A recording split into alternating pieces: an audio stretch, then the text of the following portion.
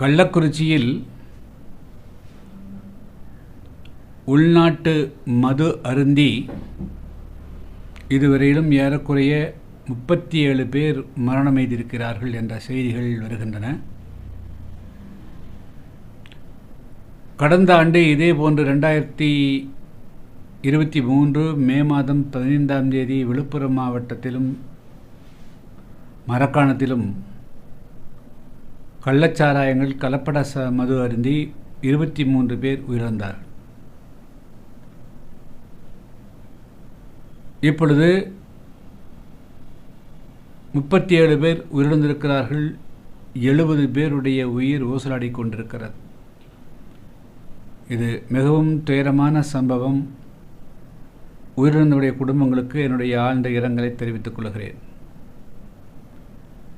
இந்த சம்பவத்தை கட்டுப்படுத்த தவறியவர்கள் அல்லது கள்ளச்சாராயத்தை காய்ச்சதை தடுக்க தவறியவர்கள் என்ற அடிப்படையில் கள்ளக்குறிச்சி மாவட்டத்தினுடைய கலெக்டர், எஸ்பி மற்றும் கூண்டோடு அந்த பகுதியினுடைய காவல் நிலைய அதிகாரிகள் மாற்றப்பட்டிருக்கிறார்கள்.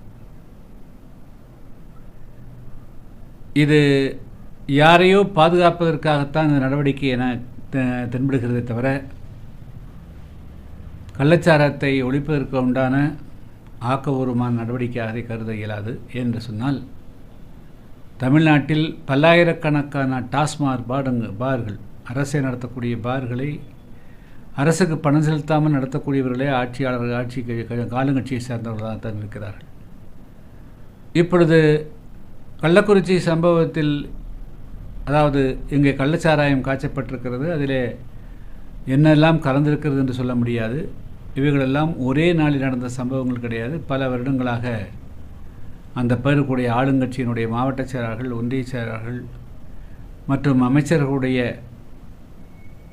கவனத்தில் இருந்து கொண்டுதான் இந்த சம்பவங்கள்லாம் நடைபெறுகின்றன. பெரிய பெரிய அமைச்சர்கள், நாடாளுமன்ற உறுப்பினர்கள் அரசுக்கு மது விற்பதற்காக பெரிய மது ஆலைகளை நடத்துகிறார்கள். அது முடியாதவர்கள், மாவட்ட செயலராக ஒன்றிய செயலராக இருக்கக்கூடியவர்கள் இதுபோன்ற கள்ளச்சாராயம் காய்ச்சவர்களுக்கு உடந்தையாக இருந்து அவர்கள் தங்களுடைய வருமானத்துக்கு வழிபார்த்துக் கொள்கிறார்கள். எனவே இந்த 37 பேருடைய மரணத்திற்கு வெறுமனே காவல்துறை அதிகாரிகளையோ மாவட்ட ஆட்சியரையோ மட்டும் பலிகடாக்கி அவர்களை பணிநீக்கம் செய்வது எந்த விதத்திலும் பலனளிக்காது. இதுக்கு தமிழ்நாடு முதலமைச்சர் அவர்களை பொறுப்பேற்றுக் கொள்ள வேண்டும். அவர் பதவி விலகி ஒரு முன்னுதாரணத்தை ஏற்படுத்த வேண்டும் என்பதுதான் எங்களுடைய வேண்டுகோளாகும். தமிழகத்தில் தொடர்ந்து மதுவால் பல்லாயிரக்கணக்கான இளைஞர்கள் டாஸ்மார்க்கிலே மது அருந்தி தங்களுடைய உயிர்களை மெல்ல மெல்ல அழித்துக் கொள்கிறார்கள். எனவே தமிழ்நாட்டில் நல்ல மது, கெட்ட மது, கள்ளச்சாராயம், நல்ல சாராயம் என்றெல்லாம் ஒன்றும் கிடையாது. எல்லாமே தீங்கு விளைவிக்கக்கூடியது தான். எனவே தமிழ்நாட்டில் இந்த வாய்ப்பை பயன்படுத்தி தமிழ்நாட்டிலே பூரண மது விலக்கை தமிழ்நாடு அரசு அமல்படுத்த வேண்டும் என்பதுதான் என்னுடைய வேண்டுகோளாகும். சார், இப்போ விஜய் பார்த்தீங்கன்னா இது போன டைமும் இந்த மாதிரி ஒரு சம்பவம் நடந்துச்சு. இந்த டைம் பார்த்தீங்கன்னா இந்த மாதிரி அரசுக்கு இது சொல்லி ஐக்கிய விட்டுருக்காரு சார். அரசு அலட்சியமாக இருக்குது அப்படிங்கிற மாதிரி. ஏன் நீங்கள் அதை எங்கிட்ட கேட்குறீங்க?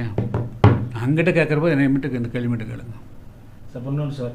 இப்போ தமிழ்நாடு போல் இப்போ பாஜகலேருந்து அண்ணாமலை இதுக்காண்டி தமிழ்நாடு போல் ஆர்ப்பாட்டம் நடத்துகிறதா சொல்லியிருக்காங்க சார். சார், நீங்கள் எங்கிட்ட பேசுகிற போது அந்த மேட்ரு எங்கிட்ட நான் என்ன சொல்கிறேன், இன்னொருத்தர் சொல்கிறதெல்லாம் உங்கள் கட்சியில் சார் இப்போ ஆர்ப்பாட்டம் மாதிரி பண்ணுறீங்களா சார்? நாங்கள் இப்போ கண்டனம் கொடுத்துக்கிறோம். அதுக்கு பிறகு தேவையான போராட்டம் நடத்தும் சார். அப்புறம் இந்த மாஞ்சோலையில் பார்த்தீங்கன்னா மறுபடியும் ஹைகோர்ட் சொல்லியிருக்காங்க, யாருமே வேலையை விட்டு இது பண்ணக்கூடாதுன்னு. ஏன்னா உங்களோட மீது நீங்கள் தான் உங்களுக்கு ஆதரவுலாம் கொடுத்தீங்க. ஆமாம். இப்போ நாங்கள் அவங்களுக்கு மறுவாழ்வு வெளியே போயில்லை, மாஞ்சோலைக்குள்ளேயே அவர்களுக்கு வாழ்வளிக்கணுங்கிறத எங்களுடைய கோரிக்கை. அவர்கள் வெளியேற்றக்கூடாது, அங்கேயே அரசு ஏற்று நடத்தணும் இந்த தேயிலை தோட்டங்களை அப்படிங்கிறது. கோர்ட்டு சொல்லியிருக்கு சார். ஆமாம், கோர்ட்டு சொன்னது தவறான சில பேர் தவறாக வழக்கு போட்டிருக்காங்க. அந்த வழக்கினுடைய அடிப்படையில் ஒரு இடைக்காலமாக ஒரு உத்தரவு சொல்லிக்கிறாங்க, வாய்மொழி உத்தரவு. சரி சார். புதிய தமிழக கட்சியோட நிலைப்பாடும் தொழிலாளர் நிலைப்பாடும் மாஞ்சோலை தேயிலை தோட்ட தொழிலாகம் இப்போ இருக்கிற நிர்வாகத்துக்கு குத்தகை முடிஞ்சிச்சுன்னா அது தமிழ்நாடு தேயிலை தோட்ட கழகமே எடுத்து நடத்தி அவர்களுக்கு வேலை வாய்ப்பு அளிக்கணும் தவிர அவர்களை மாஞ்சோலிருந்து வெளியேற்றக்கூடாதுங்கிறது தான் புதிய தமிழக கட்சியினுடைய நிலைப்பாடு. சார், இன்னொரு கொஸ்டின் சார். இந்த கலாச்சாரத்தை ஒழிக்கணும்னு என்ன சார் பண்ணணும்? நல்ல அரசாங்கம் அமையணும். பாதகம் செய்பவரை கண்டால் நாம் பயங்கொள்ளலாகாது பாப்பா. மோதி மிதித்து விடு பாப்பா, அவர் முகத்தில் உமிழ்ந்து விடு பாப்பா. அண்மை செய்திகளை உடனுக்குடன் தெரிந்து கொள்ள இணைந்திருங்கள் இயம்நாடு தொலைக்காட்சியுடன்.